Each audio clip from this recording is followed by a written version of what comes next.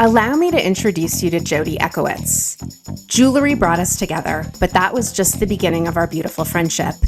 Since good vibes are just as sticky as bad ones, you must choose what you consume accordingly.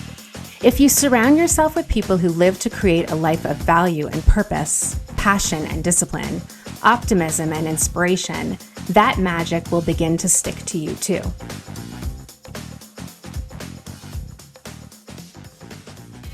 Welcome to the podcast, Jodi. Thank you. I'm so happy to be here. I'm really, really happy for you to be here. I used to do this thing with my son. So when he was about 1 year old, I started doing mantras with him. And every year I would add a different mantra. And sometimes when he needed a moment of calm, I would say, let's do your mantras. So when he was 7, we did all of them, 1 to 7. And one of the mantras, I think it was when he was 4, was don't judge a book by its cover. And when I think of that mantra for Sam, I think of you, because many might see your Instagram, and you've grown your Instagram exponentially since I've known you. And they might think, wow, this woman is incredible. She's lost so much weight. But the reality is, what's so extraordinary about you is not the weight you've lost, but it's the incredible mindset shift. And that is actually the biggest change in you. It's nothing about appearances. It's how you are so illuminated and you are so in touch with your value. And I think you write about a lot of that. I just wanted to know, how does that strike you? Like just the notion of not judging a book by its cover in you. I think that's really interesting because we, as humans, that's exactly what we do. We look at somebody and we decide that, oh, they're only just about their weight loss journey or anything like that. But you're 100% correct. My journey has been so much more than losing weight, getting healthy. And I started my transformation so that I could get healthy. But what I've gained along the way is just this beautiful self-love, something that was missing pretty much throughout my life. And that's all because of mindset work. You started the journey because you were having brain fog. Yeah, severe brain fog. I was in perimenopause, and as so many of us experience, you go through perimenopause or menopause, and you have bouts of brain fog. But this was beyond anything that I'd ever experienced before. It was me wanting to call my best friend and not remembering her name. Like we've been best friends for a long time. Mm-hmm. Me going into the kitchen, looking at the fridge, but not knowing what this big metal orb is, what the name is. Like, these are things that were part of my world. These are not just your, momentary lapses of, recall. This was a lot bigger than that. And it terrified me because the idea of early onset Alzheimer's or anything like that just really scares me. So I called my doctor. I didn't even wait. Like I was like, this is just not normal. And I said, I think I have early onset Alzheimer's. I need you to see me. And she did. She made my doctor was amazing, made an appointment with her, went in, and she blocked off like the time. I think I must have spent a good hour and a half or something with her, which, if you know, for doctor's appointments here in Canada, that's very unusual. So we went in and she said, okay, I'm going to do the evaluation for you in terms of early onset Alzheimer's. And so she goes through this whole process. I don't even remember everything about it, but I do know that she gave me 5 words that I had to remember at different stages throughout the whole process. Of course, today I don't even remember what those words were. But you also have to do, there's a lot of cognitive stuff that you have to like draw a house. You have to show like that, the time on a clock. Anyway, the cognitive stuff passed with flying colors, no issues there. But the recall, the ability to recall those 5 words at several points throughout the whole evaluation was shocking. I think on average, I recalled maybe 2, 3 at a push. And she said to me, the good news is you don't have early onset Alzheimer's. She says your cognition is still great, but your recall is a problem. And at that point, just, health-wise and everything, I was already 15 pounds heavier than I was at full-term pregnant with either of my 2 kids. So, I'm 5'3", 176 pounds, like just really at a very unhealthy weight. And she said to me, she didn't say anything about my weight. She said to me, how's your nutrition? And I thought that was interesting. Of course, in my mind, I'm thinking, how's my weight? But that was not what she was asking me. She wanted to know what I'm eating. And the reality was I was eating so poorly. Pretty much 3 times a week, 2 to 3 times a week, I'd have my husband who does the grocery shopping. And I'd be like messaging him or calling him, like, Jules, can you please pick me up a bag of chips? And he'd bring home a big bag of all dressed chips, my favorite flavor, not just a little bag, a big bag. And for dinner, 2 to 3 times a week, that's what I would have for dinner. And the rest of the time during the day, not eating much food. But I also had gut issues and whatever throughout my entire life. So I, stopped eating bread, figuring, maybe it's, the wheat, whatever. I got tested for gluten sensitivity, no issues there. But I was trying to figure out, how do I get healthy? Anyway, I said to my doctor, my nutrition is terrible. Let me try and get things back on track. And so I said, okay, I'm going to go back on Weight Watchers. Of course, again, I'm not thinking nutrition.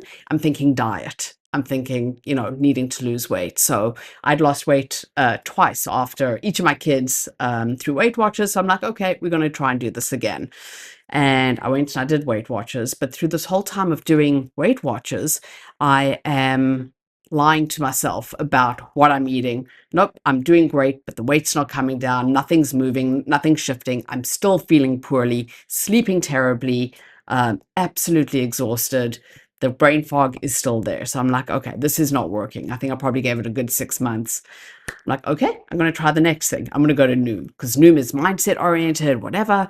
Again, you don't know anything about these programs, but you hear about them. So we're going to try it.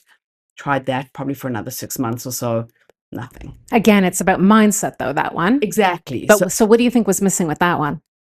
Well, again, I'm lying to myself. I am not being honest with myself about everything that I'm doing. I am not eating necessarily the right things. I'm, for example, saying to myself, I'm going to have some protein, because in my back of my mind, I know, protein is something we should have. So what do I have? An apple with peanut butter. Peanut butter is fat. It's not protein. Yes, it may have some protein in it, but, so just making very poor choices, not eating the right things. But I was still, again, so exhausted at that time, not exercising. And I've exercised my entire life. I've always gone to the gym, Do you think there was there was kind of an element of self-sabotage? 100%. 100%. I know that now. Back then, I didn't know that. When I look back, I can only smile, because that is exactly what I was doing to myself. So yeah, so I tried that and I just couldn't get anything going. And then I had this great moment. Somebody who I'd met in early 2018 had been sharing, obviously, once you meet someone, you connect with them on Instagram, you follow their Instagram. And she's a physique competitor, and I'd always seen her stuff. Like, the physique shows were not my thing, not interested. But, I was excited for her. She was doing some shows. But what she did is she actually reshared a story from one of her teammates and the transformation that she had gone to. And I was like, I want that. That's what I want. So I actually started following this woman and reached out to her and had a million questions for her, wanted to understand what she had done. And she had gone through a transformation program through the Wonder Woman. And I was like, okay, I need to do this. Okay, so wait, stop. Tell me what the Wonder Woman is. So the Wonder Woman is actually a coaching program for women, mostly women in like midlife, like 40 up. There are some who are younger. Is 40 considered midlife? Maybe. Okay. I guess so. But it's the woman of an age who, I guess, we've always been told that you're going to get into perimenopause or menopause. You're going to have the belly. You're not going to be able to lose weight. This is just, you need to accept. It's the narrative. So it's the narrative for post 40. Exactly. However wrong it is. It is the narrative. Yeah. So, but I didn't even necessarily look into the Wonder Woman at this time. I was looking at the woman who is now my coach, Michelle McDonald. And I was like, again, she's a physique competitor, fabulous body, but I just wanted what Trish, who's the woman, who I've now become friends with. Phoenix Rising. This Phoenix Rising. Yeah. I wanted what she had gone through. And so she told me about the transformation program. So this was probably late 2020, probably late 2020. So COVID. Yeah. It's in the middle of COVID. So it's probably late 2020. And there was going to be another call for applications for the transformation program, I think it was probably early 2021. But my mindset was not ready at that point. What is the transformation program? What does that mean? So it's actually, so she does this now. It's a 24-week transformation program. It's a group of 20 women. Actually, sometimes I think for the current cohort, maybe more, that go through everything focused on mindset, nutrition, and strength training. It's the trifecta. It's a trifecta. And I've now learned that that is exactly what I needed. I needed all three. You can't do one or the other in isolation. Do you think everyone needs that trifecta? I do. I do. Because especially if you've had a life like me where you've been a yo-yo dieter your whole life and, and you don't understand. Like I never really took the time to understand why did I yo-yo diet my entire life. When did it change from being about weight to being about becoming an athlete? Because I love that focus in your Instagram, like the athlete, because I was an athlete when I was a kid. And I just think it's such a healthier way to conceptualize what you're doing. Not about dieting, but about I'm going to treat myself like a professional athlete. So I'm going to feed my body with the fuel that it needs. I'm going to do the proper exercise. I think it's so much more empowering too for women and girls. Absolutely. Well, I was doing the program. I started January 2022. In the April, the Wonder Woman had a retreat in Tulum that I went to. And all this time, obviously, I think by May, I'd probably lost around 30 pounds or so. But so April, I was already, well on my way to dropping the weight. But one of the classes that they did there was around becoming an athlete and what is it that determines if you're an athlete. And they went through this whole checklist of things that people do that position them as an athlete, that basically is the shift from just this everyday person to an athlete. And I was like, yep, that's me. So some of the things were, for example, planning your workouts, the day before. And I do that every day. I plan my workout for the next day, planning your meals, actually tracking your meals, going through and self-coaching. So for example, as part of the coaching program, I submit 2 videos of my 2 biggest lifts from every workout. I watch them every week. So I submit 2 videos and I get feedback on that. But in between, obviously, there's lots of other exercises that we do, not just 2. And what I do is we take video and I watch the video and I can see in my first set, okay, I wasn't doing something. Maybe my back wasn't flat, or, maybe my tempo was too fast, and I'm doing the self-coaching. So athletes do a lot of the self-coaching. So it was just a lot of these things around what is an athlete. And I'm like, oh my God, I'm an athlete. And that was this awakening for me that I'm actually an athlete. The way that I lived my life and had been living for the last 4 months was very much that of an athlete. And so that's how I now identify. I find that a lot of us, because we're busy, we have so many different identities. We're mothers. You have 2 kids. I have 2 kids. We both run our own businesses. We have friends, we have family, we have husbands, we have a lot of responsibilities. And I think a lot of women say, I just don't have the time for that. I don't have the time. I'm too busy with my job. I don't even have time to go to the bathroom. How am I going to make time to work out, plan my meals? What is that? Is that an excuse? How do you respond to that? The way that I respond to it is that everybody has time within the day. You have to just prioritize that time. And so what I did, I was exactly the same thing. I mean, I worked out with a trainer for probably 16, 17 years. That trainer was my accountability to actually get to the gym and do a workout. In terms of the work that I do now, it's much, much more than just training, or just working out. I'm actually strength training. But I think for me, it was around prioritizing me. I knew I needed to put myself first so that there were no excuses. So what I actually started doing, and yes, it's hard for people with, no support, families and all that, and who are working. But I said, I'm going to do my workouts first thing in the morning. I'm going to put it into my calendar like any other appointment that I would have, and it's non-negotiable. This is my time, and my clients know if they need to do something, it's not going to happen in that time. The only time I will make an exception is if there is a media event or something that has to be in that time, and then I will work out later in the day. But I prioritize me. I set the time windows that is my time, and that is when I do things. And so there are women who are being coached by my coach who have 5 kids that are, they're working, they've got these very young kids, and they make the time. So it's not about, oh, I don't have the time. If you make the time and you prioritize the things that are important to you, you will absolutely get the things done. I think part of the issue is that as women, we deprioritize ourselves and we put ourselves on the back burner. Like I remember when my son was 1, I realized that I hadn't put moisturizer on for a year because I was slathering him. He was like soft as, as could be, but my skin was so dry and I was like, why is my skin so dry? And then I realized I hadn't put moisturizer on for a year. And there's almost like a sense that it's like heroic to be this way as a mom. And I think we need to unlearn a lot of those, ideas and presuppositions about what it means to be a good mother. Taking care of yourself, I think, is the most important thing you can do. I always like laugh at the analogy of putting your oxygen mask on Right. first, Yeah. but it applies to us in the world, our daily lives and everything that we're doing. If we can't take care of us, how are we expected to take care of anybody else? 100%. Also, our kids are watching us. That's Yeah. the earliest signs of teaching. And if they see you like not taking care of yourself, not exercising, not eating properly, obviously that's going to be repeated, right, for them because they're not going to think it's important if mommy's not doing it. Exactly. And I know for me, by taking care of me and showing up better for myself, I can now show up better, not just for my kids and my family, but for my colleagues, for my friends, for anybody else who needs me, because I take care of me first. And people think it's selfish, but I actually think it's the most unselfish thing Do that you people can really do. think it's selfish? They do. They tell you that?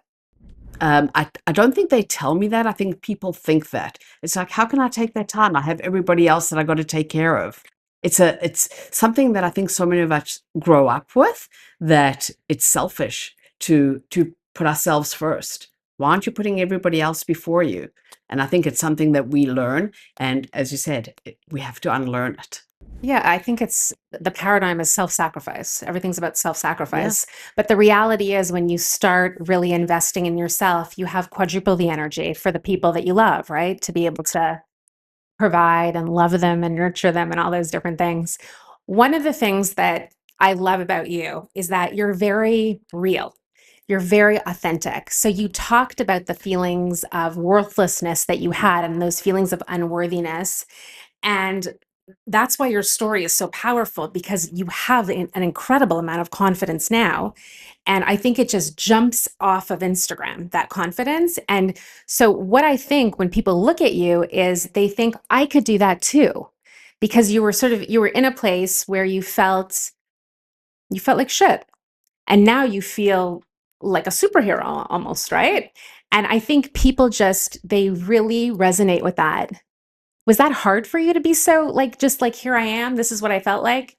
I'm such an open book. It doesn't matter how long you've known me, I'm an open book. I'm an oversharer. That's just what I do. So literally my life's made for Instagram, and, that's just, I've always been like that. And so for me, it's about being honest with who I am. I think so many people, especially on social media, share only the good side of things, but there's so much that we all struggle with. And I think the authenticity that I share, people understand that, they identify with that, because I'm not the only one that's gone through the struggles that I've had, having low self-esteem. I'm a successful business owner. What right do I have to have low self-esteem?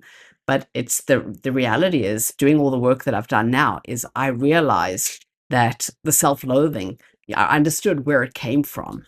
And I've now, really changed the narrative in my head around who gets to actually tell me that I'm not worthy or anything like that. You use the word self-loathing. Can we delve into that a little bit?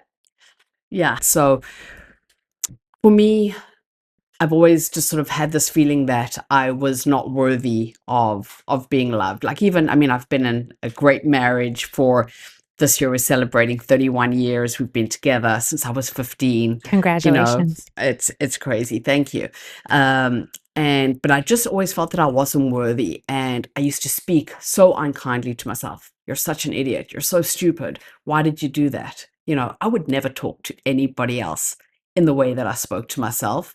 And I wouldn't just do it in my head. I would actually be out loud. Like people around me would hear me say these things, including my husband. And, I didn't understand that all of that was really just me not loving who I was. And all of this, if I kind of look back into my history of yo-yo dieting, when did I start my very first diet? I was probably around 15, 16, somewhere thereabouts. But what's interesting is I look back at pictures of me now when I was like 21. There was nothing absolutely wrong with me. But what I've realized through this journey is that there were some upper limits. And the reason why I understand what an upper limit is from reading the book, The Big Leap by Gay Hendricks. It was required reading through the Wonder Woman. And what the upper limit is basically every time that you get to a point where you feel good about yourself, you ultimately self-sabotage. And so I was like, okay, that is something that I've always done. I've yo-yo dieted. Why? Every single time through my life where I got to a point where I felt good about myself, that I just self-sabotage and take myself right back to where I started. And what I realized is that when I was probably 15, in fact, I had probably met my husband maybe, obviously we were dating back then, probably 6 months before then. It was a time of year or a time in our lives where, wearing leggings with a skirt over was, the in thing. I don't know if it was a Madonna inspired thing, probably. And I still remember what I was wearing, how I looked, and I was wearing that outfit. I had makeup on and I felt like I looked really good. And my mother told me I looked like a whore. And like that is something that's stood with me forever. My husband even remembers that particular time. And what I did is I took this throughout my entire life that I was not worthy of looking good. But I internalized it so much. It never really stood out to me that it was somebody else saying this to me that really shaped the way I felt about me. And until I started this journey. And so I realized that, and now I know that it's nobody can tell me how I feel about me except me. And so, I mean, I've had people that, I love myself now and I love who I am. I love who I've become. And I have people say to me, well, would you, if I gained weight again, would you still love yourself? And so there's two things around that. One, I'm never going to gain the weight back again because I love myself. And two, I love everything about me. It doesn't matter at what stage I am. I actually just love who I am because it's something that I tell me. It's not something that somebody else is telling me. And so it's a real big mindset shift. And for me, that has changed my life. It has truly changed my life. So I think there are so many times for all of us where we have these things, these barriers to our own happiness. And if we can only understand what they are, you can truly change your life. I'm wondering, when I'm listening to you talk to your mom about that, have you come to the point where you have forgiven her and have empathy for why she might have said that to you? So my mother and I had a very trying relationship throughout my entire life. And it wasn't until she got diagnosed with lung cancer that literally I've used that as the opportunity to share everything with her. I mean, I helped my mother emigrate from South Africa to Canada, did all the paperwork, we sponsored her, we did everything. And when she came to live with us, I mean, we had a much better long distance relationship, but when she came to live with us, it was very challenging for me. So I actually went to a therapist so that I could learn how to deal with her. Obviously, when I first went to the therapist, I said to them, she's like, why are you here? I need my mother too. And she's like, I'm going to stop you right there. Therapy cannot help you change anybody else. All it can do is help you change the way that you deal with being with that particular person. So anyway, did the therapy, did all the work. And one of the things that I had to do, you talk about forgiveness, one of the things that I had to do was do a list of the things that I'm resentful for my mother. I had 2 pages full of things that I was Like resentful single for. spaced? Yeah. Okay. Yep. And not just like on a little notepad. This was like full Legal size? letter size. A Yeah. letter? Letter, 2 sides. Yeah. And I still have that list. And so what I did is when my mom got diagnosed, I went down with her and I spoke to her and I said, these are the things that really troubled me growing up. Half the things that I shared with her, she didn't remember had happened, and I realized that my mother is who she is. You can't change a person, but her and I just clashed. There's a lot of things that she did for my brother, didn't do for me, very unequal opportunities. And I love my brother. He lives in Japan. We don't get to see each other very often, and I love him. And I don't blame him for any opportunities that he had, but I had to share with my mother and clear the air. So we did clear the air. And one of the things was her telling me that I looked like a whore. That was one of the Did things. she remember saying that? No, she didn't. Did she try to explain herself why she spoke to you like that or did that to you? She never explained, and I never wanted an You explanation. didn't want an explanation. I just wanted her to hear me around the things that made my relationship with her Was there difficult. healing instantaneously when you shared the list with her? Yeah. It's like The weight came off. the weight came off. And it was interesting because when I did the therapy, and the therapy was probably a good 8 years prior, and the therapist said, okay, let's work through, is there something that you can forgive your mother for? And so we actually went through an exercise. I chose one thing and we went through everything. And then at the end of it, she was like, okay, so do you forgive your mother? And I'm like, no. So for me, I could not forgive until she actually understood the impact that it had on me. I didn't want the explanation from her, but it was just up to me to actually share it. But the timing back then was never right to do it because my mother was my mother. It's like she wouldn't have cared. But with her being, diagnosed with terminal lung cancer, and I knew that she was going to be dying, I wanted to make sure that we cleared the air between us before she died. You were carrying the weight of the pain in a way. Yeah. So it must have been extraordinarily liberating to release yourself from that. It was absolutely liberating. It was probably one of the most freeing moments of my life that I've had, just being able to share that so that she understood where I came from.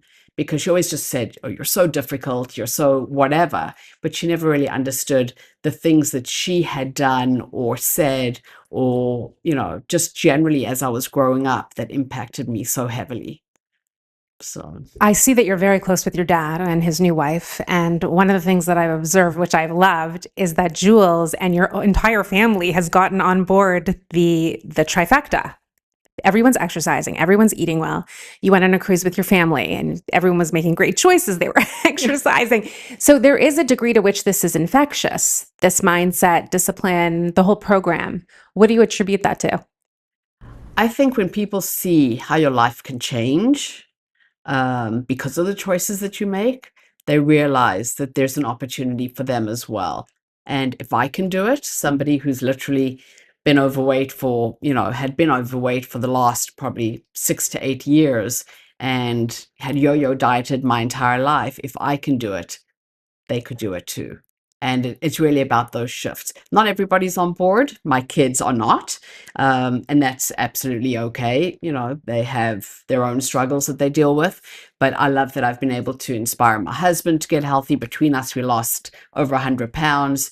He's not as disciplined as I am around eating, making sure he gets all his meals in. But he does the workouts and he does miss days, but he makes an effort. But we've always worked out together. We've always exercised together since we met. And my dad, actually, he's the one that inspired me in the very beginning to start working out. I was a teenager, a very young teenager that used to go to the gym with him when he was doing literally aerobic classes when I was growing up. Right. So I used to go with him. And so he's the one that inspired me. And, so it's great that I can, in turn, inspire him. That is really beautiful. I love in the videos that you post of the training sessions that you do with the Wonder Woman official. I find that what's really captures my attention is the level of sorority amongst the women. And it's often not easy to make friends when you're like, if in midlife or however you want to call it, after 40, right? It's not as easy. Often you do it through school and you become friends with the moms at the school. But what I find so interesting is that we live in a society that can be quite competitive. between women, which is something that I really loathe and something that I've worked my whole life to sort of fight against, because I really believe in promoting other women and just like all the tide rises all ships, basically, right? I don't believe in competition at all, and I never did. And I was a competitive athlete when I was younger.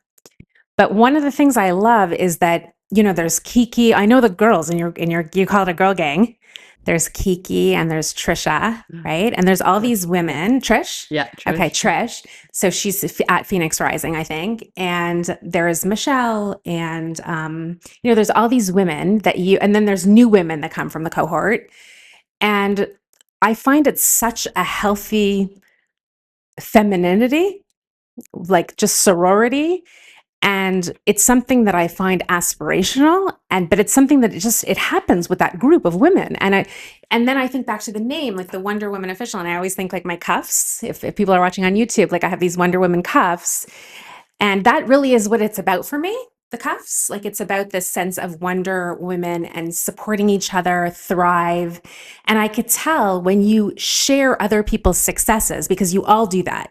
You all say, like, check out my friend, like, look at the progress she's made.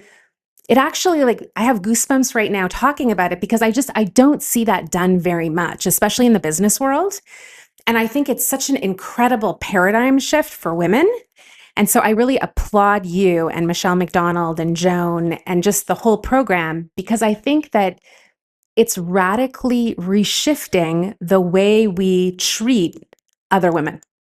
Absolutely. And like you, I've always hated they always say that women or girls are very catty. You kind of get to the teen years and it starts young and we grow up like that. It's always a competition. I need to look better than somebody else. I need to be better. And this was the first time, literally in my entire life, that I've gotten connected with a group of women where, and I always say this, is that everybody is fixing the other person's crown without telling them it was crooked in the first place. Exactly. And I've got goosebumps just saying that, because it's the most beautiful thing. Like, there is no backhanded, No. comments. It's people are there, are kind, are supportive. We're there for one another. And we've made this great connection. I mean, we're a group of women from all over, the US and Canada, and we make a plan to get together and, connect with one another in person. It is so beautiful. And I had no idea that in your 50s, you could make friends. I know. It's pretty amazing. I like to call it the anti-catty club. I love that. Yeah, it is. It's true. Because the level of joy and pride that you take in each other's success, it to me, it's just incredibly uplifting. And I find that very infectious too. I just love seeing it. It's beautiful. And actually, I did a recent workshop in Detroit with the Wonder Woman, and it was the Wonder Woman and Tulum Strength Club had this workshop, and there were actually a number of women who have just started the latest transformation program with Michelle McDonald, as well as people that are starting in August, starting a transformation program. Newbies. A new group. Yeah. So lots of newbies. Some had just been in, started their program maybe 2-3 weeks before, and others hadn't started yet. And one of the things that I do is I like to make people feel really included. I know what it's like to feel excluded, and I just go out of my way to sort of bring them into the fold. And these people are just the most special humans. And I love that they realize that it's the most beautiful sorority of women lifting each other up. It's truly incredible. We're here to cheer everybody on, and it's so special. How did you feel excluded? How do you know that feeling and what it's like to be on the periphery? So for me, I think growing up in both in elementary and high school, there were little cliques of girls that would stick together. And I never really felt that I had a place in one or the other. I eventually did find a group of like five girls, and we all kind of stuck together. But I always felt like I wasn't necessarily included, and it's not nice being on the outside. And so I know how that feels. And for me, I wanted to make sure that no matter what, that I bring people into the fold. And so when we did our last girl gang trip to Austin, I made sure to invite some of the other new people. In fact, we've even done like there's a group of women that are not even all with the Wonder Woman. Some of us have gone through the Wonder Woman, others are on their own sort of health journey, some are wanting to start their journey, but a bunch of us are actually getting together for a hike. This will be the third year that a group of us are getting together for a hike. And I said, why don't we open it up? Let me share and see if anybody wants to join. So from a group of probably 5 or 6 of us, there are now 50 people, 50 women in a WhatsApp chat, and I'm in there too. And 25 of them are coming to this hike and for lunch in a few weeks. Which is extraordinary. You've built a community. Yeah. From a community, like it's all stemmed from Wonder Woman Official. When I was speaking with Adrienne Gold on the podcast a couple episodes ago, she quoted Marianne Williamson, who said, when you let your own light shine, you give permission to other people to do the same. That's kind of what's happening here. Absolutely. And it's beautiful, the effect that you have on others. And so for me, and the reason why I share and why I love this whole community idea is because when Trish, so this Phoenix Rising, shared her story, I was inspired by her. She was so open and forthcoming and willing to answer all my questions. And so I wanted to do the same. So I decided at around 4 months in, literally after I'd figured out that I'm actually an athlete, that I would share my story. I'd never shared anything about my journey before then. And I started sharing my photos, my progress photos, sort of how things had been progressing. And for me, it was my way of giving back, showing other women what's possible, showing other women what it's like to be part of a community of supportive people around you. It's gorgeous. It's life-changing. It is gorgeous. It's one of the biggest gifts, that and learning to love myself, that I've had from the Wonder Woman. Jodi, you and I have known each other for a long time, and we did meet through jewelry.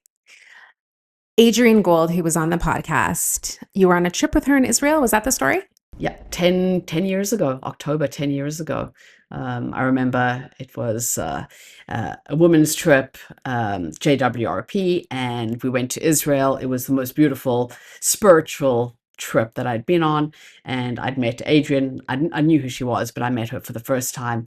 And one of the things that I remembered about her was wearing these gorgeous cuffs and asking her where they came from. And she told me Kim Smiley made them. And I'm like, oh my God, they're absolutely beautiful. So that was our connection back then. I don't think we connected until, probably the last, 3 years, somewhere Something thereabouts. like that. Yeah.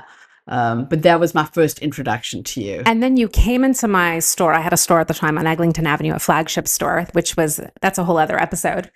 I don't have the store anymore, but you came into my store because you were going to shoot a fashion shoot with a famous New York fashion photographer, and you wanted my jewelry to wear in the photo shoot.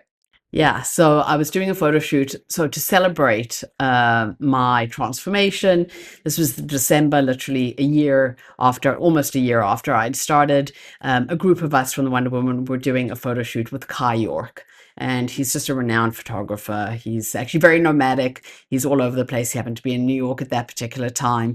And we were doing a photo shoot with him. And firstly, I had a really hard time picking out what I was going to wear for that. But I knew that I wanted beautiful earrings. I wanted something, and I loved your jewelry. So that was the first time I'd actually purchased your jewelry, was in the store. I went in and I decided on the cuffs that I saw Adrienne wearing and that are just absolutely stunning, and several different pairs of earrings, and absolutely loved them. Fast forward to the actual photo shoot, and I decided, I was actually the first one. My shoot was the first, literally the Friday morning, 8 a.m. before anybody else. And I decided that one of the things that I was going to do was take a nude photo. With the cuffs. With the cuffs. Literally, the cuffs were the only things that I was wearing. That is so sexy. I know, right? And the picture is so sexy. And I love the idea that it's literally, if you think of the Wonder Woman, she wears cuffs. And it was just, for me, that was kind of my sort of way of representing that I'm a Wonder Woman. I've gone through this process. I've just transformed into this beautiful human. And so I wore your jewelry for the photo shoot. And it was just absolutely spectacular. You were wearing my earrings, so you were naked with the cuffs and earrings. I'm trying to think. I think I was wearing the earrings for those as well. You were wearing the Lord earrings. I remember the clear with the violet. Yeah. Would you have ever thought 10 years ago that you would be doing a nude photo shoot with a fashion photographer? Never in my wildest dreams. Like, it's just one of the things that I love about this journey is it's taken me so out of my comfort zone. And for me, that was just a great opportunity to literally step out of everything that I told myself I was and really become something different and just embrace whatever's possible. In fact, one of my sort of sayings or mantras is live for today, embrace what's possible. And for me, that was really part of that. Um, and so it's absolutely beautiful, but I would never have thought of that. I mean, obviously, I took other photos. I mean, my husband came shopping with me. I bought underwear from Victoria's Secret, and I did some of the photo shoots in the underwear, and it was just so liberating and so freeing to be me in just this other form. It was just, I absolutely loved it. One of the posts that you did recently was talking about body image, and you spoke about how no matter how hard you work out, because you were 176 pounds as a starting point, you have loose skin in your abdomen. Yeah. So I also started with a 40-inch waist. It's now under 26 inches. So I think anytime you lose those amounts of inches off your waist, you're going to have loose skin. And I do have loose skin. A lot of times people will comment on my videos and say, but you have no loose skin. But obviously I'm standing upright or whatever, so you don't really see it. So I did a video so that people could actually see I have lots of loose skin. And one thing is I've also always had very big boobs. I still remember when I was pregnant, oh my gosh, I was a 38G. I didn't even know that a G size existed. Wow. But I now say that I have socks with rocks in them because that's what they've amounted to after losing the weight. And I always gained weight really first in my breasts. So for me, I shared that I do have the loose skin, and I'm not one that will voluntarily go and have surgery. So I have the idea that one day I would probably consider doing. I don't want implants or anything, but I would probably do a breast lift, and I would like to potentially do a tummy tuck, but the timing is not right. I think the idea of having to take 6 weeks off training to do that bothers me. Can you see the athlete in me? It's Yes, just I can. Yeah, there's a religiosity, there's a devotion to yeah, the higher purpose, which is exactly. the working out So, and and I discipline. think, and there are people that I know that have gone through this transformation and that have had surgery, and great for them. They've taken the time. There's lots of people that have done that because their bodies have changed so significantly and they're just not comfortable with it. For me right now, I kind of think about everything that I see as being my reminder of where I started. 100%. I did an empathy training because one of the things that I do is I teach people how to be more empathetic. So I did an empathy training course for Dr. Martin Jugenberg and his whole clinic, which is in Yorkville. It's at the Royal York Hotel. And he was, I shared with him your video because he's a plastic surgeon. And you and I talked a little bit about it. And so now what we're going to do is we're going to bring Martin on. And this is something that you agreed to. I'm not like, this isn't Jerry Springer. I'm not going to just like pull Martin, from the side room, but it's something that we thought would be beneficial for other women to hear, not because we're promoting plastic surgery, just because we want to have the conversation. Why did you agree to let him come on? I think because in my mind, so firstly, on the boob side, and not so much obviously on a tummy tuck, but on the boob side of things, I have always, like my husband knows, I've always wanted a reduction. But somebody who is a little more fearful of surgery, it's something that I've never done. So that was something that I've always thought about doing. And I thought if I'm going to go and do that, I may as well do the tummy tuck at the same time. But I've never researched it. I've never looked into it. I know people that have had it done. And I think for me, it's a learning opportunity. I don't necessarily want to go and have a consultation with a plastic surgeon, but I would love to understand the process, what's involved, in terms of the healing, the actual surgery, what are the changes that are made. And I think it allows me and perhaps anybody else who's listening to make an informed decision around, is this something that they actually want to do? Dr. Martin Jugenberg, we're very excited that you are here and joining us. Thank you so much for being here. Thanks for inviting me. Thank you very much. I follow Jodi Echakowitz, and she has this incredible Instagram following where she's built up a really massive following of women who are interested in health, fitness, wellness, and mindset. Jodi, one of the things I love about you is that so much of what you post is about mindset. It's not just about the workouts, although you do post the workouts, it's about the attitude that you bring to the workouts. And one of the posts that you had on your Instagram was talking about how you've lost 55 pounds and how there's certain skin around your abdomen and you've lost a lot of weight around your breasts as well. And these things can't be sort of tightened with exercise. And you exercise like you're phenomenal, like you're my inspiration and my muse. I tell you that all the time. And so you posted, you're very transparent, very honest. You posted about how, you've thought of it. We're having Dr. Jugenberg on today, not because you've made a decision, but more because you posted a story about it. And I was like, hey, I know Dr. Martin Jugenberg. I'm going to invite him onto the podcast. You were gracious enough to agree. I don't think every woman would. So I thank you for that, because I think it's going to be really valuable for women who are listening to the podcast to hear just a candid conversation. I'm going to let you lead this, Jodi, because you're the one who's experiencing it and has the questions. So I'm going to kick it over to you, and just please ask Martin anything you want. He's really the foremost plastic surgeon in Canada, and he's got offices, as I said, all over the world. And I think he's really going to have some amazing wisdom for you. Jodi, I'll hand it over to you now.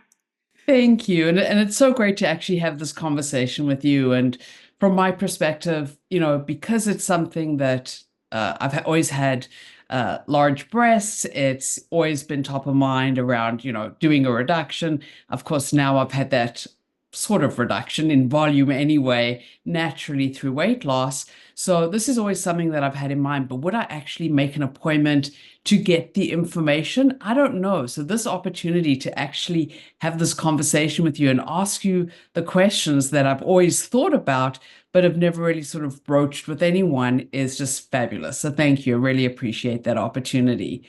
So as someone, as I mentioned, who's always had big breasts, my whole life, and now because of the weight loss and the loss of volume that I've gone through, I joke around, and this is a term that I actually heard from one of my teammates, but I'm literally living with socks with rocks in them. And, it's, obviously you have these saggy breasts. And one thing is that because I've always lived with big breasts, I don't want implants. So what I wanted to understand is, what do you actually do to get the added volume and get rid of the sagginess, but without actually doing implants? Is that an option? It is. But first, let me say congratulations on your weight loss. That's amazing. Losing weight is quite a struggle for a lot of people. A lot of people struggle with this and they can't do it. So you managed to do it. Congratulations to you. Thank you for having me here, and thank you for allowing me to share my perspective on this. Because, like you said, a lot of people go through this and then they may be hesitant to actually talk to a plastic surgeon. There's stigma on plastic surgery. They may be shy. They may think this is not the right for them. So, it's great to have this opportunity to share this with you and your followers. A lot of things you said, let me address them sort of one at a time. There's rock in a sock. You're not the only one. It's a pretty common term people talk about. And what happens is, when you lose weight, you lose fat. You don't lose skin, you don't lose muscle, and you don't lose your glandular breast tissue. So breast tissue is made of fat and glandular breast tissue.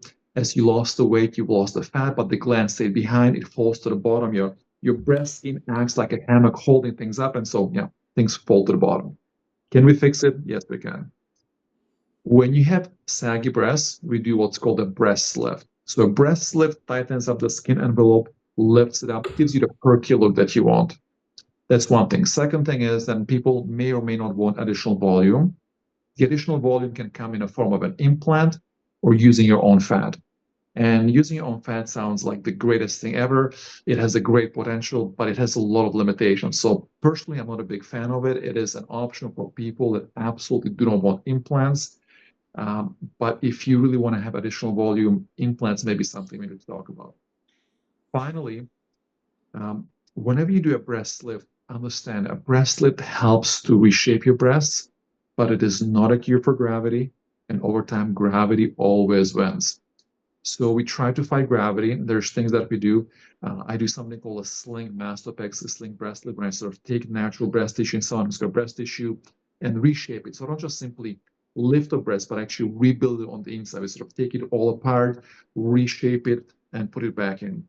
The other thing I personally like to do is I actually like to use implants. And I, like you said, you don't want to have implants, but it's something to think about, because the good thing about implants is they maintain their shape. Breast tissue fat will always fall. Breast maintains its shape. So if you want to have upper pole fullness, which is what a lot of women want, implants the way to go. And this is one thing that people don't always get is, and you didn't say this, but you might apply to this a little later on, is that you've had natural saggy breasts for such a long time, you're tired of them. You don't want the natural saggy look. A lot of people that I speak to want to have the fuller push-up, percure upper pole fullness, and the most effective way to achieve this is to add an implant, because that is what gives us the upper pole. Got it. Okay, that makes sense. And I have a question for you, because one of my reasons that I've been so hesitant, I think, to even consider an implant, besides from the fact that I've always had big breasts, it's like, okay, do I really want that? Although I do realize that you don't have to have, big implants. You can obviously choose the size. And now I understand a little bit more that it's more for volume than anything. But the one question that I have is, I love weightlifting. And I love bench press, for example, is my favorite exercise.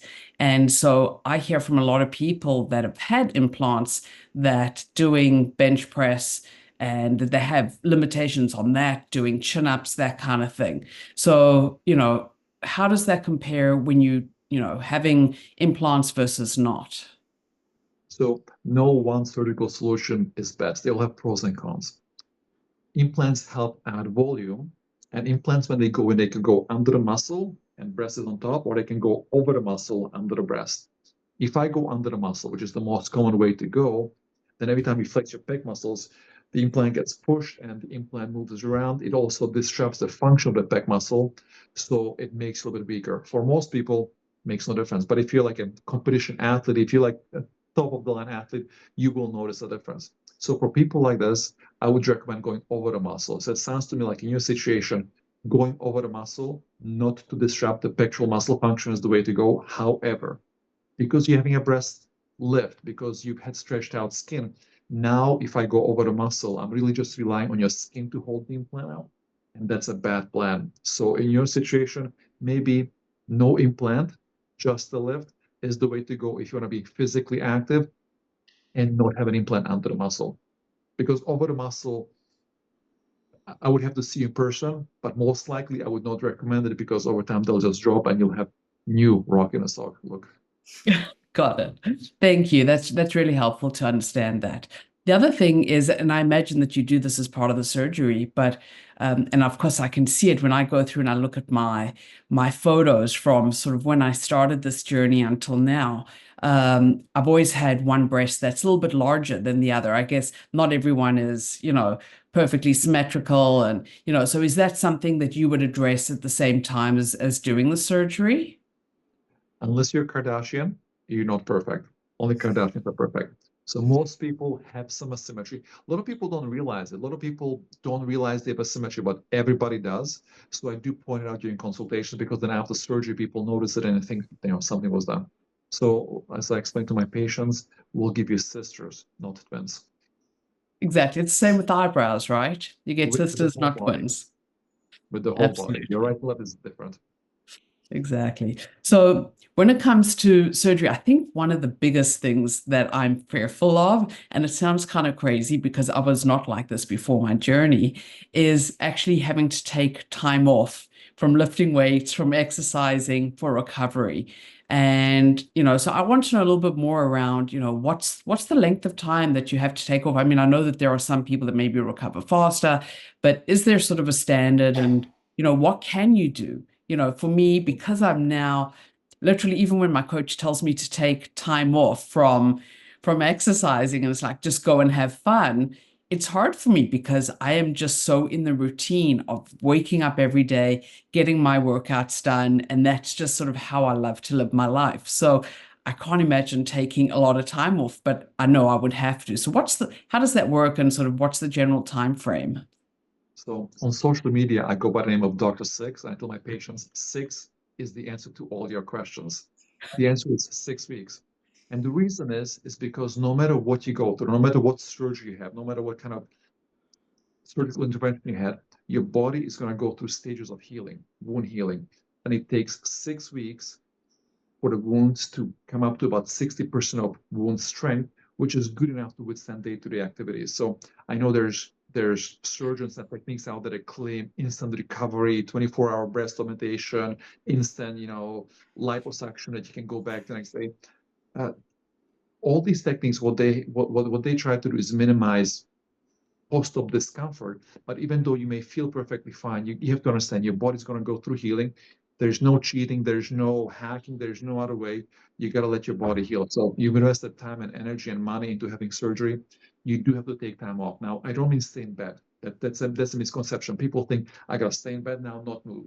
If you do this, you risk blood clots in your leg, something called DVT, deep venous thrombosis. We don't want this. So I do encourage my patients, get up and move around, regular activities, but no heavy lifting, no jumping, no running, no strenuous activity for 6 weeks. After 6 weeks, you can go back to the gym, you can do whatever you like, and slowly work your way in, but you can get back to, your physical activities.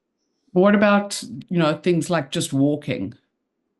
The next day, same day, up and about. So again, basic things, walking, little things, no heavy lifting. Typically say people, don't lift anything heavier than 5 pounds. If you have breast surgery, don't lift your arms over your shoulders. If you have a tummy tuck, don't do sit-ups and crunches. So don't put the muscle repair under tension. But day-to-day activity, go ahead, live a normal life. Be careful, don't rip anything apart, but don't stay in bed.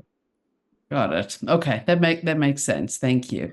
And then, I know we've spoken about the breast side of things, but obviously when it comes to the tummy side, and obviously again, I have loose skin. A lot of people, it's very funny, a lot of people see my Instagram that are like, you don't have any loose skin. And I'm just like, well, of course, when I'm standing upright, you don't see it.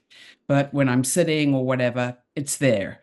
And so my question is that when, if somebody's looking to do both breast and a tummy tuck, would you actually suggest doing them together? Do you suggest doing them separately? What's the best approach there? We do them together at the same time. I highly recommend it. But first, let me just address one thing you said is that the loose skin. A lot of people don't realize this. I want to take a moment to explain this. When you lose weight, when you diet and exercise, you burn fat, you tone muscles, but you do not shrink your skin. Now, shrink may look like it shrunk because you don't have the fat to, bulging it out, so skin kind of collapses, but it's loose. And, you can probably tell from your own experience, you can pull on it, it folds. People hate it. Other people may not realize that and say, well, you don't need anything, you look great, but they don't understand how much loose skin there is. And there is no amount of sit-ups you can do to tap your abdominal skin. So a tummy tuck is the only solution to fix this. Now going to your question about tummy and breast, it's one of the most common combinations of procedures we do. It's called a mommy makeover. You don't have to be mommy to get it done, but it's called a mommy makeover. It's a procedure that we often do to reverse effects of weight gain after pregnancy, weight loss after pregnancy, or after massive weight loss. Combining these two procedures doesn't make your recovery longer, doesn't make it more painful. You have to be more careful about two surgical areas, but the good thing is that you combine two recoveries into one. If for some reason you're either too scared or don't want them together, that's perfectly fine. You don't lose anything. You just have now two recoveries instead of one. Got it. Okay, that makes sense. Yeah, rather one set of 6 weeks as opposed to doing it separately. Okay, that definitely makes sense. And if somebody decides that they want to do, both a breast lift and a tummy tuck, or if they decide to get implants or whatever, and you do them together, is there actually a cost advantage of doing them together? There's no cost advantage. Some clinics may have packages, moneymaker packages. The way I look at it, each surgery has its own price. Now, if you do a breast lift and a breast augmentation separately, there's two different fees. But if you do them together, it's one surgery, so you do get a saving. But if you do a breast surgery such as breast lift or breast lift augmentation and a tummy tuck, those two separate, still the same. There's no discount just because you're doing two surgeries. We're still doing two surgeries twice the time, and all those other considerations coming together. Okay, that makes sense. And I know you spoke about this a little bit before, but the sling mastopexy, I understand that it's not every surgeon does that. I don't know how common that is. Can you maybe go into a little bit more detail around that, and also just even sharing, is the recovery time in that, longer? Is the length of time that a surgery that has the sling mastopexy, would that last longer than if you didn't have it? I'd love to just sort of get a little bit more insights on that. So yes, it lasts longer. That's the whole point. All the work is done on the inside. So on the outside, you don't see a difference, except that you may have a perky looking breast for a longer time. But when you look at just after surgery, it looks exactly the same. Pain-wise, there's not much of a difference. You might have a little bit more pain because I go into the muscle, but I don't think you can tell the difference.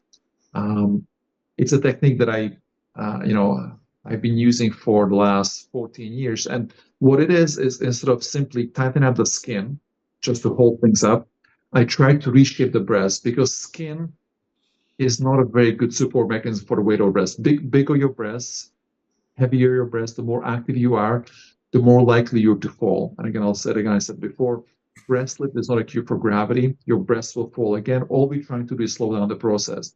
So in this technique, what I do is I take some of the breast tissue that typically falls to the bottom, and I wrap it up and I sling it up, and I either suture it or sling it under the pectoral muscle and use that to hold that big chunk that normally falls down is now being tethered here. Over time, it'll fall. Just trying to slow down the process. Okay, that makes sense.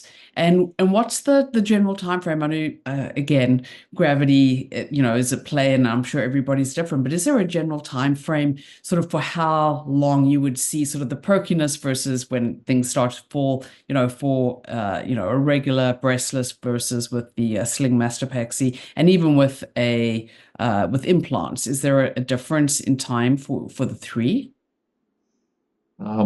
So first I'll say, I don't know. It is the most common question I get.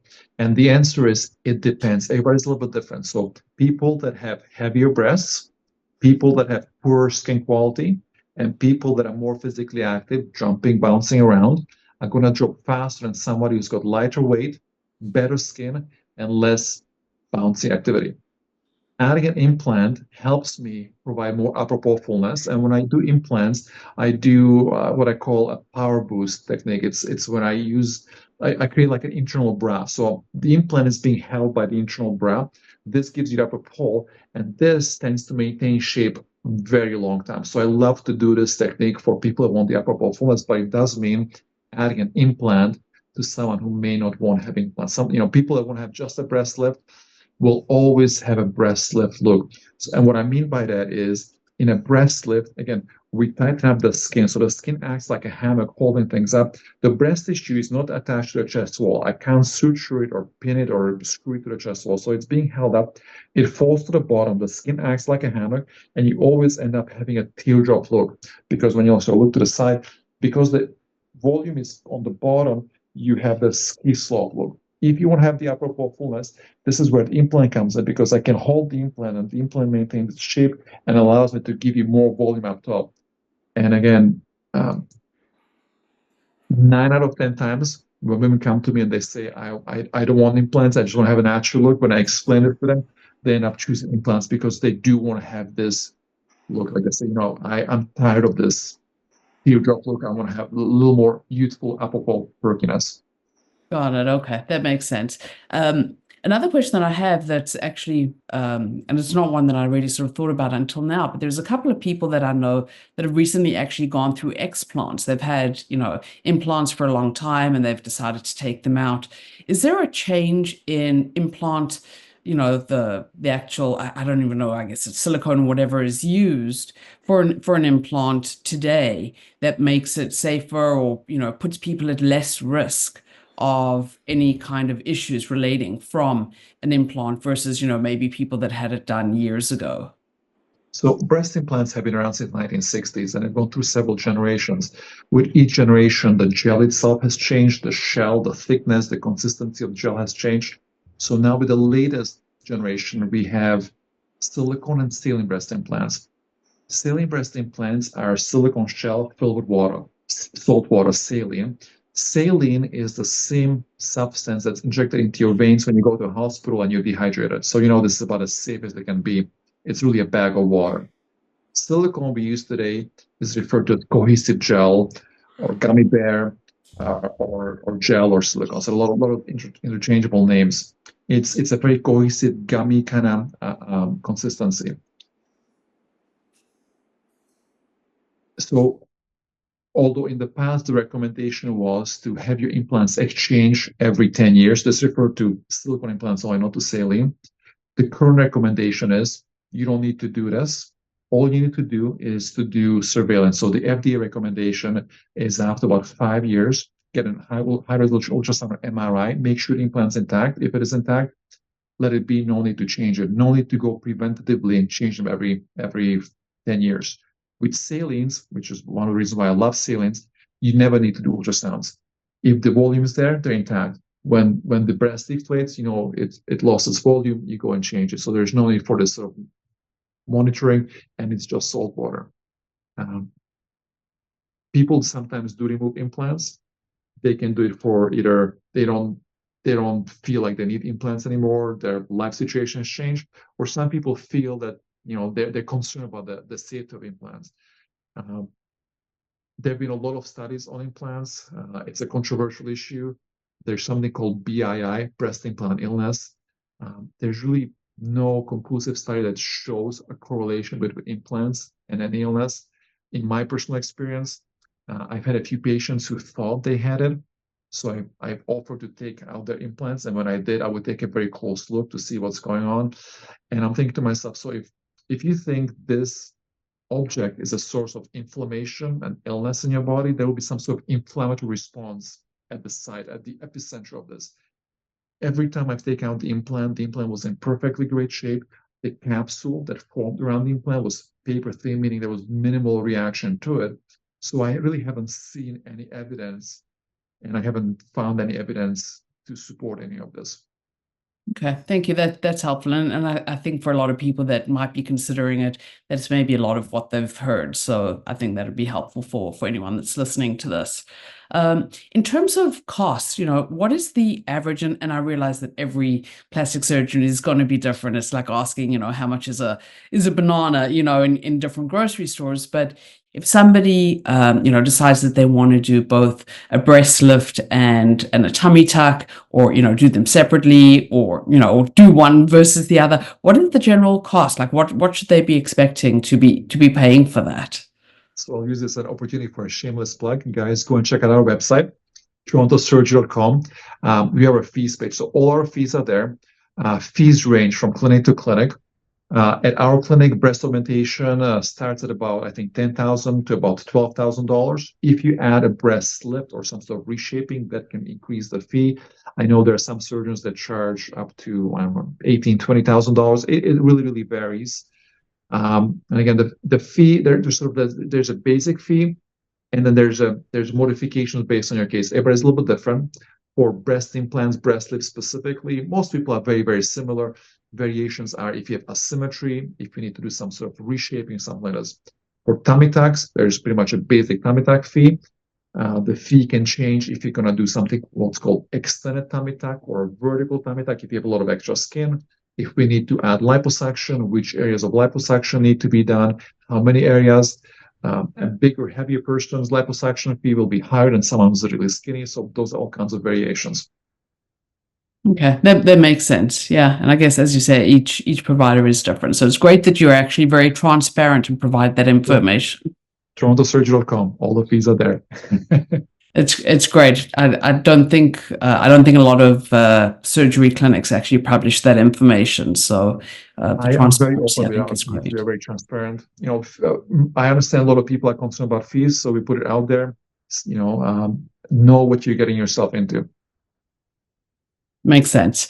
And I have another question for you around sort of a breast lift. I've read about, scarless breast lifts, that kind of thing. Scarring is always something that I'm concerned about. I've had lots of moles removed. I've got lots of scars on my body from that. And so scarring is just always something that I've, been concerned about.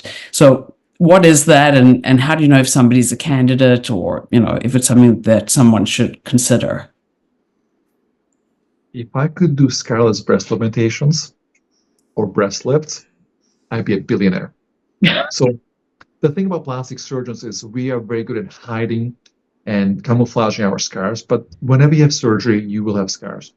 When it comes to breast augmentation, I do scarless breast augmentation, and that's when I hide the incision in the armpit. So it's a transaxillary breast augmentation. There is no scar on your breast. It's a great way to hide scars, especially if you use thin implants, because the incision is very, very small. So you still have a scar, but it looks like a wrinkle. Anybody looks at you, they can't see a scar.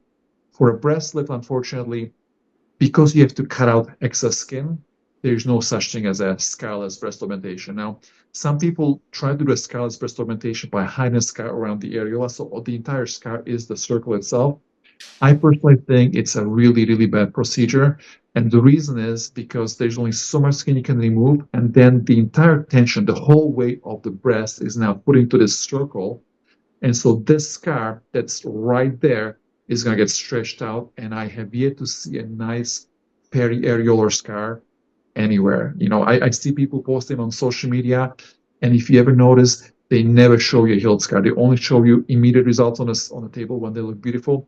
I don't want to see what they look like 3 to 6 months after, when they stretch out, when the breast falls. Nobody wants scars, but I tell my patients, the bigger the scar, the more powerful the lift. The smaller the scar, the less of a lift I can give you. Yep. I understand that. So it's always something, I guess, that you're going to have. So you have to decide, you want the scar or you want the better breasts. But that's a little, to go off on a little bit of a tangent, is, when people want surgery, sometimes scars are big no-no for them. They kind of, so I do tell patients, sometimes if the scar is going to bother you, maybe surgery is not for you. Like, people want to have a tummy tuck, people want to have a breast lift, and they may have this huge pannis hanging over their tummy or very saggy breast. But if the scar is going to really bother you, then maybe don't have surgery. There's no point having a nice perky breast when you're going to obsess about the scar and cry about it every morning when you look in a mirror. So that is a personal decision you have to think about. Absolutely. No, that makes sense. And is there anything else, somebody that, has gone through a major transformation like this? I mean, again, there's two areas that for me, I've been thinking about is obviously, the tummy and the breast. Is there anything else that you would recommend? I know you spoke about, liposuction. Obviously, again, it's, I've lost a lot of fat and, I've got a lower body fat percentage now than I used to have. But is there anything else that you would recommend that people look at, or things that maybe that I never thought about? In terms of procedures, you have to think about what's bothering you. Think about, what you would like to have fixed. Understand, though, plastic surgery is not an undo button. I can't undo your weight gain, weight loss. I can't take you back in time. I can't make you look younger. I know a lot of plastic surgeons talk about, erasing time and making you youthful. We make you look better. We make you better. We don't make you perfect. So it's important you have realistic expectations. No matter how much I try, you always will have some loose skin. Skin will always relax a little bit. Sometimes people keep coming back after weight loss and want more tuck and more tuck. You could keep coming back for the rest of your life. So, you have to have realistic expectations and understand, again, that I make you better, but I will never make you perfect.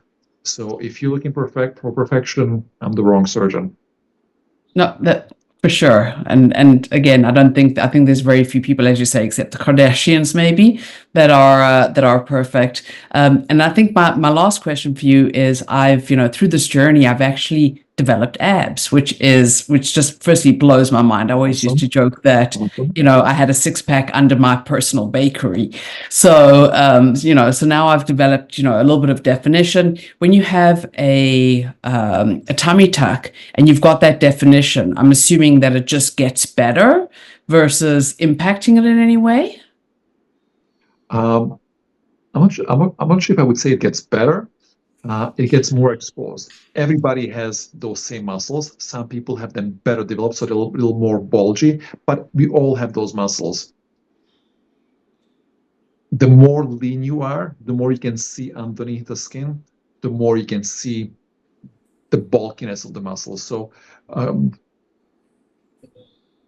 with a tummy tuck, with liposuction, with weight loss, we sort of just expose what you've done. And you have to go to the gym, you have to build up those muscles. Now, there's such a thing as high depth liposuction when we use liposuction to sort of simulate muscle volume, but that's something a little bit different. That's usually for people in a pretty good shape already, and they're just getting a little ab sculpting. For someone like you who's lost a lot of weight, you probably have skin laxity. What I would be trying to do is just tighten up the skin laxity and help you expose the underlying muscles that you yourself have built up. Yeah, that sounds great. Well, perfect. Well, this has been so helpful. I know for me, you've answered a ton of questions. I love that your website is so transparent and offers a lot of information. So I'm hoping that people will go and check it out. But this has really been super helpful for me personally. Thank you. If I can do one more shameless plug. So our website is there, but we are more active on social media right now. If you go on social media on Instagram, look up Six Surgery. We post a lot of educational content, and the thing that I try to do is show what plastic surgery is about and make sure that people understand the limitations and have realistic expectations, because a lot of people get confused these days. These days, what happens with Kardashians and all the social media and all the filters, people see these bodies that are filtered, they're unrealistic. And it's really, really important that people understand the limitation of what plastic surgeons can do, because sometimes people come to me, they show me these wish pics that are so unrealistic, and there's just no amount of plastic surgery that I can do, that anyone can do to give them these bodies. Even people that had plastic surgery, admitted in plastic surgery, they still filter their pictures. So even though you know that person A had plastic surgery, and then you look at their picture and you say, well, yeah, but that's not just plastic surgery. That's also a filter. That is not something we can do for you unless you do a filter as well. Got it. No, that makes sense. And for me, I don't use filters on social media for anything. What you see is what you get. And I'm so open and transparent about everything about my journey. And, so for sure, it's not about sort of trying to be something that I want to look better for everybody else. This is really about me and sort of wanting what's best for me. So. Awesome. Thank you both. This has been really enlightening, really interesting. I just want to put one disclaimer out there for any young women that are watching. We're not suggesting that people have plastic surgery. This is a very specific case. Dr. Jugenberg, maybe you could just speak to that, because there is on social media, there's this pursuit of perfection. There's eating disorders are on the rise. Could you just leave us with a last thought on that, please?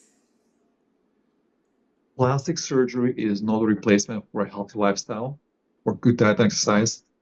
It is not a cheat hack to look perfect, and plastic surgery will never give you the look that influencers put out there because they filter their pictures. So it's so important to keep in mind what is real, what is not. Don't get fooled by filters, and understand that plastic surgery is there to help you. It is elective. You don't need it. If something bothers you, maybe we can help. Maybe we cannot. Do your research. Excellent. Okay. And the most important thing, and I'm going to leave our watchers, our viewers, and our listeners, is the most important thing is to have empathy for yourself. No one is perfect. Jodi is my inspiration because she works tirelessly on her mental health, on her physical health. So I found that personally very inspiring. But Jodi, you talk about this too. No one is perfect, and we're going to make mistakes. So empathy for yourself is the note I want to leave us on. Have an awesome day, and thanks again for joining us. Thank you very much. Thank you. One of the things that I don't want people to leave with when they're listening to this podcast is that we're saying your body has to be a certain way, because a lot of girls and women really struggle with perfectionism and these things that we see online, which are completely unattainable. What's cool about you is that it's attainable. Like, you show that it's attainable, and it wasn't a quick fix. Like, you didn't just have someone perform. Not that there's anything wrong with that. I'm not suggesting that there is, but it's aspirational what you've done, but it's attainable. And I just want to make sure that the people listening, because I know that we have some younger listeners and viewers as well, don't walk away from this with the feeling that you're not good enough the way that you are. right? This is a really important message. Do you have anything to add to that? Well, I can tell you that, I mean, as I said, I've been married to my husband for, 31 years this year. And I can tell you that he has loved me no matter how I've looked or anything. It was about me loving me. And I think everybody's size is beautiful and everybody is different. There are women that I see that are very heavy set and are absolutely gorgeous. And I don't judge. For me, I started this journey for health reasons. The brain fog really subsided around 5 or 6 months in, after eating obviously healthily. But for me, it was for health reasons. I'd lived with my body the way that it was. I did wear a bikini, even though I was much heavier set. And I got to the point where it's like, if you don't like it, don't look at me. So I think the idea here is people have to do this for the right reasons. People shouldn't be shamed into feeling that they have to do something. But for me, I think what I love now is through this whole process of not only becoming an athlete, but actually shedding the weight, I've been able to build muscle, and I absolutely love it. So for me, it's just this like literally unwrapping this gift of this strong woman that I was meant to be. I mean, I've exercised my entire life. I've never had muscle like this. And now I know that through intentional strength training, progressive overload, I can actually change my body. And it's so beautiful to see. So if I can encourage women to sort of think about what might be possible for them, it's not about shaming or anything like that. It's more about getting to a point where you truly get to love everything about you. Which brings us back to the beginning of the episode, and not to judge a book by its cover, my son Samuel's mantra. I think that, again, when I look at you, what I notice in person is something that I've seen on Instagram as well, because it definitely comes across. It's a radiance, but the radiance is coming from the inside out. Sure, you're hot. You look amazing. Your body is great. I've been staring at your legs. I can't help myself because they're so muscular. And I always tell you that on your Instagram posts. I'm always like, whoa, Jodi, like, look at your legs. Jodi, did you see your back in that picture? Holy. But I don't want to objectify you, but I just want to say that your radiance and your light, it does come from the inside. You always had it, but you weren't in touch with it. And the exercise and the mindset shift and all these different things, ways of nurturing yourself, made you realize what was always inside of yourself. Would you agree with that? 100%. And you say it so beautifully, but that's exactly it. This was always me. I just had to sort of let the inner me come out. It's like the divine spark that every one of us has, right? Yeah. And Adrian talked about that too. It's truly a beautiful thing, because clearly the people that I've always been surrounded by, the friends that I've had, have always seen that. I just never saw it in me. And now I see it in me, and I share it more, openly. And it makes it glow even brighter because you see it and you've sort of internalized it. The last question I have for you, dear Jodi, is, do you have empathy for yourself? Like, when you miss the workout, when you don't eat perfectly. I was watching your stories and I was asking you, because you went out for a friend's birthday. I was like, did you eat that, Jodi? Did you eat that pecan pie? So what about empathy for yourself? Absolutely. I definitely have empathy for myself. And one of the things, I think a lot of people that start a journey like this, they think they have to be perfect. And what I've learned through this whole journey is that consistency is key. So I am absolutely, somebody who has a lot of empathy for others and for myself now. I get to the point where, we went out for dinner on Saturday night to celebrate our civil wedding anniversary, 31 years, and we decided to have tiramisu. I have a treat meal. Usually it's on a Saturday night. It's supposed to be 600 calories.